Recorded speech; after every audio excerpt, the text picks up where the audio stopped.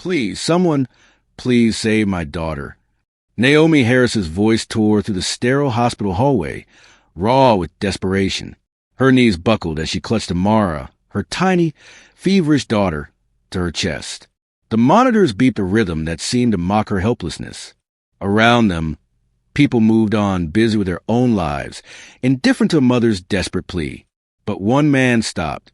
Adrien Blackwell, a billionaire whose name alone could move mountains, stood frozen, eyes locking on the scene before him. Adrien had come to St. Jude's Medical Center that morning for a routine meeting about a new foundation project. Boardrooms, contracts, and luxury cars usually consumed his attention, but today was different. The sight of Naomi cradling her daughter, the weight of fear in her eyes, stirred a feeling he hadn't felt in decades, raw human empathy. In that instant, the world of wealth and power he inhabited faded, replaced by the immediate, undeniable reality of a mother fighting to save her child. Naomi's life had been a constant struggle. She had worked 3 jobs, often skipping meals so Amara could eat.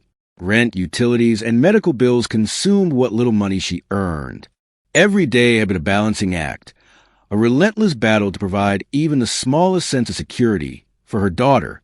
But Amara's illness, a rare condition that required urgent, expensive treatment, had pushed her to the edge. Charities had turned her away. Hospitals had required payment she didn't have. And now, in the middle of the crowded hallway, she faced the possibility of losing her child. As Adrien approached, Naomi's voice wavered with both fear and hope.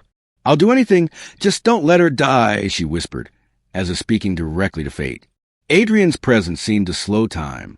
His sharp eyes scanned the room, taking in every detail. The pale color of Amara's cheeks, the trembling of Naomi's hands, the wear of countless sleepless nights etched on her face. He could have walked away, returned to his board meeting, ignored the pain that confronted him, but something inside him compelled action. He knelt beside Naomi, speaking softly to the nurse, who hesitated at first. "Prepare the child for immediate treatment," he said. "All expenses will be covered." Naomi gasped, holding Amara tighter, tears flowing freely. "Why?" she whispered. "Why would you do this for us?"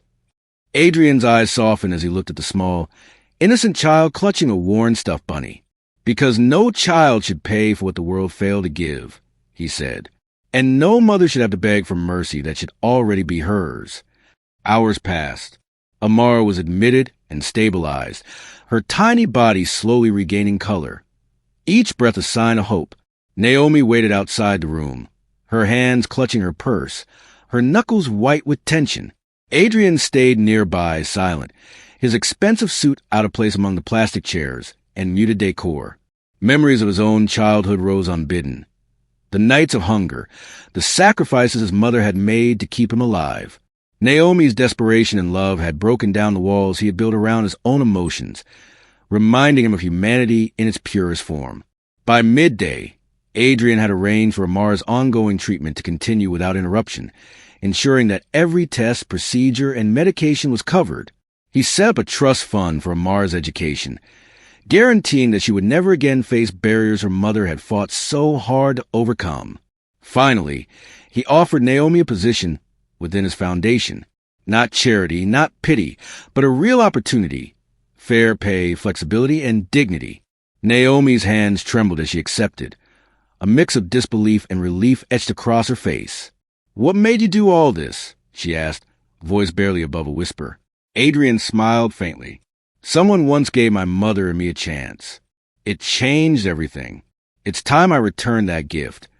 The story of Adrien, Naomi, and Amara spread quietly at first among hospital staff, whispered in hallways, then shared by those who had witnessed the scene. In a world often clouded by greed and indifference, one act of kindness became a beacon. People saw that even the smallest gesture, one person choosing to act, could ripple outward, touching lives far beyond what anyone imagined. As the sun began to set, Naomi held Amara close, the little girl's chest rising and falling steadily. Color returned to her cheeks, and a sense of hope filled Naomi's heart, a feeling she had feared lost forever. Adrien watched silently, reflecting on the truth he had long forgotten. Compassion is more powerful than wealth, and a single act of humanity can change lives forever. In the quiet of the hospital corridor, a bond had formed, one that transcended money, status, and circumstance. Naomi realized that her fight had not been in vain, that the world still had moments of light in even the darkest times. And Amara, in her small, fragile way, had reminded everyone that innocence, courage, and love could survive even in the harshest conditions. The following morning, the golden sunlight filtered to the hospital windows, casting warm streaks across the pediatric ICU. Amara slept soundly, wrapped in soft blankets, her tiny chest rising and falling steadily. Naomi sat beside her daughter, fingers lightly brushing Amara's hair, each breath a quiet reassurance that her child had survived the night. The fear and exhaustion that haunted her days were slowly being replaced by hope, a fragile but growing flame. Adrien remained quietly nearby, seated on one of the hard plastic chairs, his polished shoes and tailored suit a sharp contrast to the hum of the hospital. Yet he seemed almost invisible, a silent guardian watching over the mother and child. For Adrien, this was no longer just an act of philanthropy. It had become personal. Watching Naomi's tireless devotion reminded him of the sacrifices his own mother had made when he was a child, long before wealth and success had reshaped his life. The memory of nights spent hungry, of her unwavering fight to keep him alive, had left scars he had buried beneath ambition and power. Naomi's struggle awakened those long-forgotten feelings, and he realized that helping them was not just charity. It was a calling. Naomi, exhausted but determined, began to recount the trials that had defined her life. She spoke of juggling multiple jobs, skipping meals, and the constant fear of rent and bills. Every story was a testament to resilience, every memory a reminder of how far she had come and how little support she had ever received. Adrien listened, absorbing every word. He understood now that what Naomi needed most was not pity but empowerment, the tools to reclaim her life without the constant shadow of desperation looming over her. Without hesitation, Adrien began making arrangements. Calls were placed, contracts drawn, and resources mobilized. Amara's treatment would continue uninterrupted, every test, procedure, and medication funded. A trust fund was established to secure her education, ensuring she would never again face the barriers her mother had fought to overcome. And Naomi? She was offered a position within Adrien's foundation. Not charity, not a handout, but a meaningful role with fair pay and flexible hours that would allow her to care for Amara without sacrifice of her dignity or health. Naomi's hands shook as she absorbed the weight of his offer. Tears streamed down her face, a mix of disbelief, gratitude, and cautious hope. "Why are you doing this?" she whispered, voice barely audible. Adrien's gaze softened as he looked at the small, innocent child sleeping peacefully in her mother's arms. "Because someone once gave my mother and me a chance," he said. "It changed our lives. I believe it's time I return that gift." The story of Adrien's intervention spread quietly at first among hospital staff, whispered in hallways and shared in hushed tones. Yet word traveled quickly, and soon the narrative of hope, resilience, and unexpected kindness reached far beyond the hospital. People began to share their own stories, inspired by the reminder that even in a world dominated by greed and indifference, one person's choice could create ripples of change far beyond their imagination. Naomi and Amara became symbols of perseverance, while Adrien's actions reminded everyone that empathy could bridge even the widest gaps between wealth and struggle. Days turned into weeks, and Amara's condition steadily improved. The little girl regained strength, color returned to her cheeks, and her laughter, soft at first, then louder and more confident, filled the home once again. Naomi's relief was immeasurable, and her gratitude toward Adrien deepened with every passing day. Yet he never sought praise or recognition.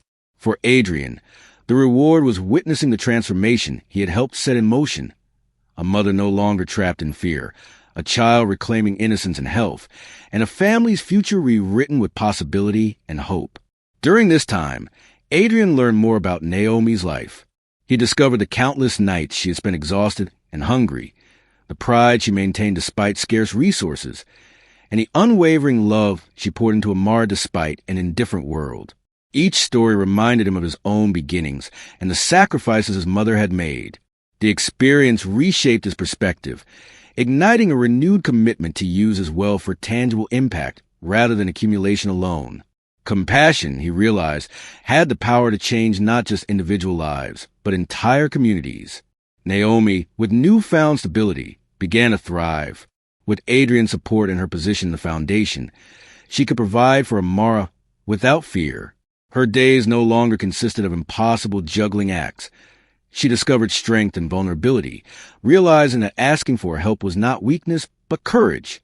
Amara thrived alongside her mother, growing curious, energetic, and full of life. The bond between them deepened, strengthened not only by shared struggle, but by the triumph of survival and the unwavering support that had finally arrived. The impact of that fateful morning extended beyond their household. The story of Adrien, Naomi, and Amara resonated throughout the community, spreading quietly at first and then gaining attention through local news outlets and social media. People shared the story widely, inspired by the message that a single act of kindness can change lives. Adrien's intervention became more than charity. It became a movement, a demonstration that wealth coupled with empathy could create profound, lasting transformation. Months passed. Amara continued to grow stronger, her laughter a constant reminder of the power of hope. Naomi no longer faced the daily anxiety of surviving paycheck to paycheck, able to focus on her daughter and herself. Adrien, once defined solely by his wealth and business acumen, carried a renewed sense of purpose, understanding that influence and power are most meaningful when used to uplift others. In quiet moments, Adrien would reflect on that first encounter in the hospital hallway. The fear and desperation, Naomi's tear-streaked face, the fragility of Amara's breaths. These memories stayed with him, a constant reminder of life's most profound truths. Empathy, courage, and a willingness to act can transform despair into hope, struggle into triumph, and strangers into family. As the sun set on another day, Naomi held Amara close, the little girl's breathing steady and calm. The golden light of evening bathed the room, a reminder that even after darkness, light returns. Naomi whispered softly, "We made it, baby. We made it." In that moment, all the exhaustion, fear, and pain that defined their lives melted away, replaced by gratitude, love, and the promise of a future filled with possibility.